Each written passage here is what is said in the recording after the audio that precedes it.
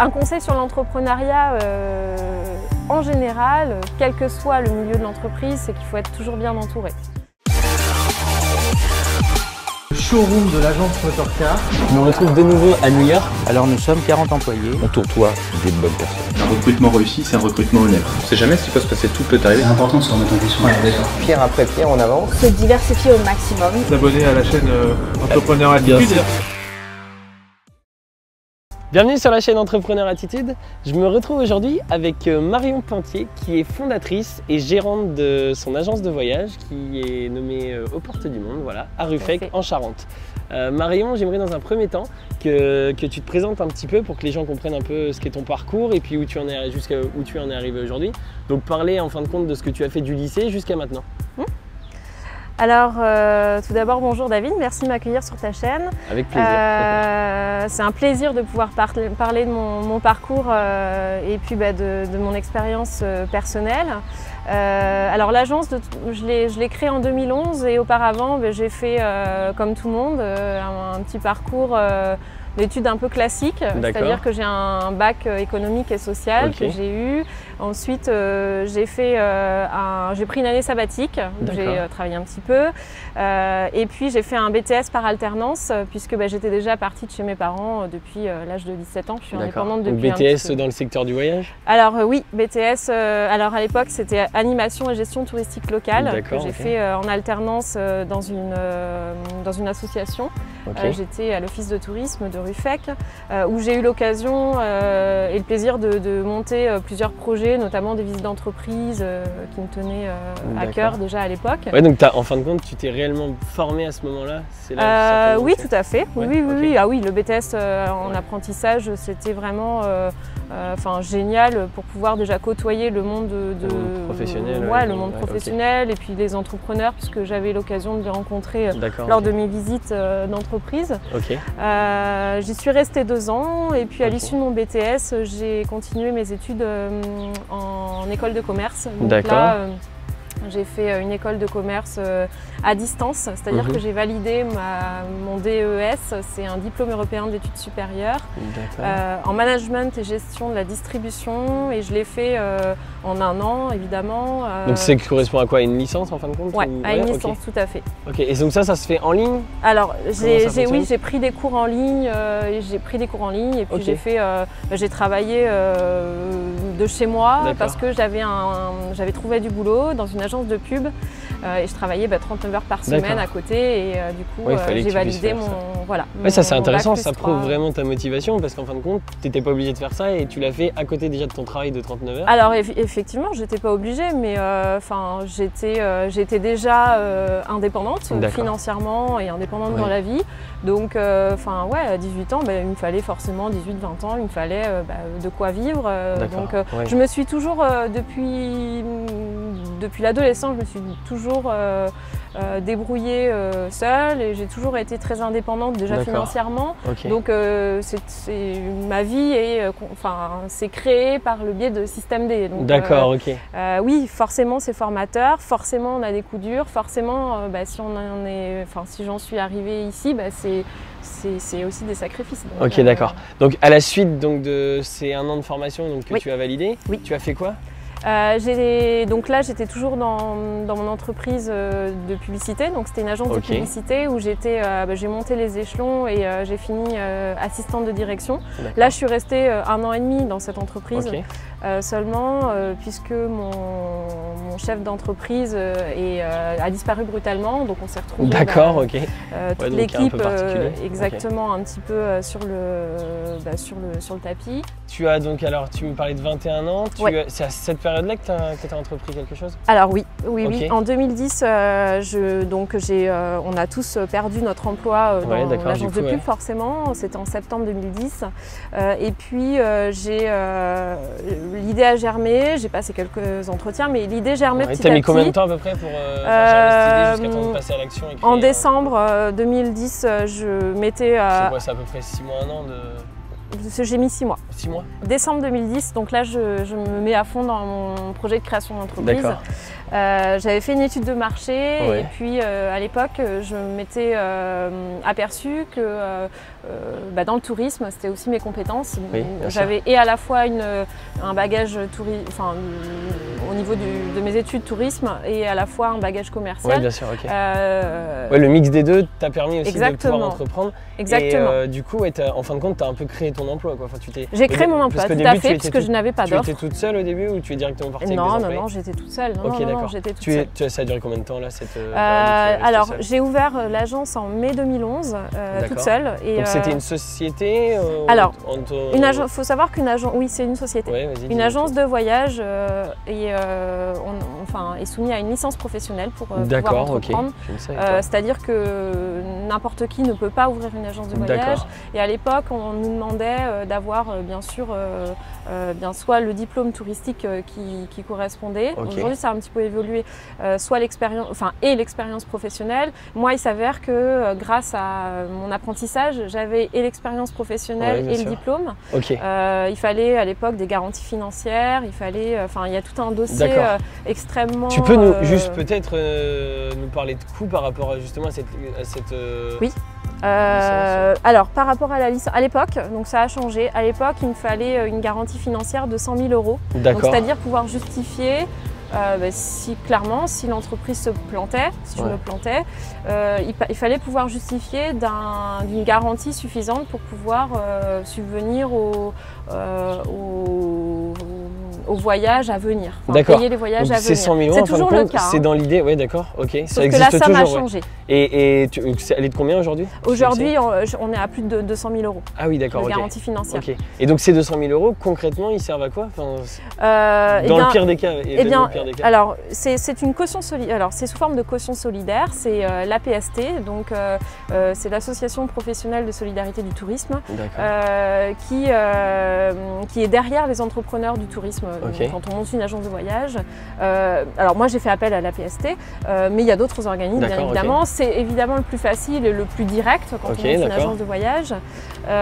Il faut pouvoir justifier Et donc ça garantit, en fin de compte, l'idée c'est quoi? C'est de garantir les futurs voyages que tu Exactement, c'est pouvoir garantir, c'est apporter une garantie aux voyageurs que l'entreprise peut, en cas de faillite, en cas de soucis, peut continuer à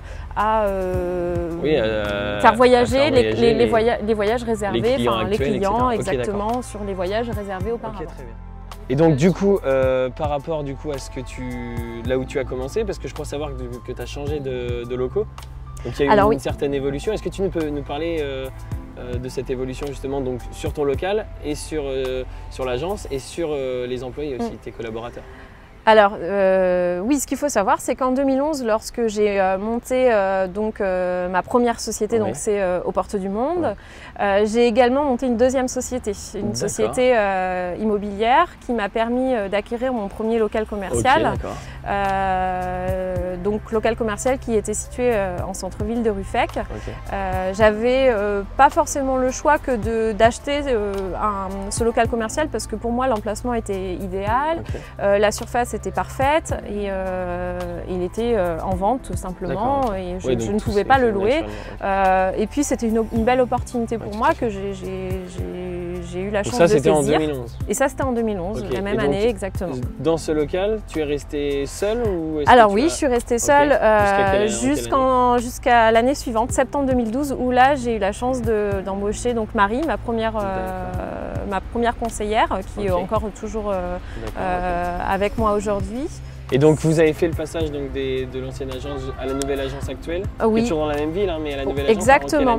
La nouvelle agence, donc je l'ai inaugurée en janvier 2017. Donc ça fait maintenant 2 ans et demi qu'on est dans les nouveaux locaux. Qu'est-ce qui a fait en fin de compte que tu es passé d'une agence à l'autre? Le développement de l'activité, c'est-à-dire que en centre-ville, on avait la place clairement d'accueillir que 2 bureaux. D'accord, et on est passé à 3 et évidemment. Donc là actuellement vous êtes 3? On est 3 actuellement et on est dans des bureaux qui font 100 mètres carrés, qui permettent d'accueillir les clients et de créer une intimité autour de chaque bureau et d'avoir nos propres espaces chacune de travail. Donc c'est quand même, c'était le bon moment de développer l'entreprise à ce niveau-là. Petite question justement par rapport à tout ce développement et ces évolutions. Est-ce que toi, tu as peut-être été conseillé par des gens que tu as pu rencontrer au cours de ces années d'entrepreneuriat? Ou est-ce que tu as lu des livres pour te développer? Comment tu as su, je dirais, manager, voilà, vous êtes 3, donc c'est peut-être un grand mot pour 2 personnes que tu côtoies tous les jours. Tout à fait. Mais finalement, apprendre de nouvelles choses sur l'entrepreneuriat, comment tu t'es développé? Est-ce que ça s'est un peu fait au feeling ou est-ce que tu as été vraiment chercher des infos?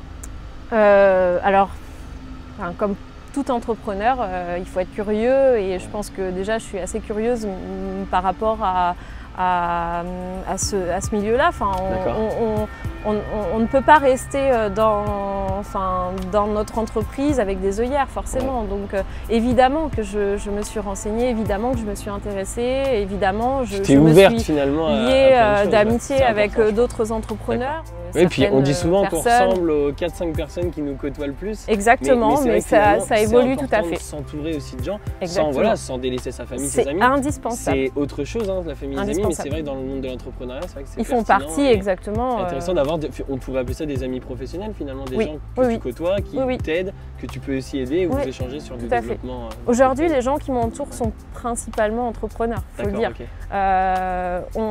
On a les mêmes problématiques, même si on est sur des secteurs d'activité différents. On a les mêmes problématiques, on a les mêmes soucis au quotidien. On peut plus facilement en discuter. Il faut s'ouvrir aux autres et puis savoir observer aussi les évolutions du marché, les évolutions de consommation. Voilà, faut s'adapter continuellement. Sur son marché, tout à fait. Pour se développer, proposer les meilleures solutions. Donc les sources d'information, elles sont très très variées. Il y a les médias, il y a la presse, il y a les échanges entre professionnels. On a la chance de faire partie de plusieurs réseaux de professionnels dont tu fais partie aussi. Bien sûr, dont le BNI, on peut parler de projets concrets.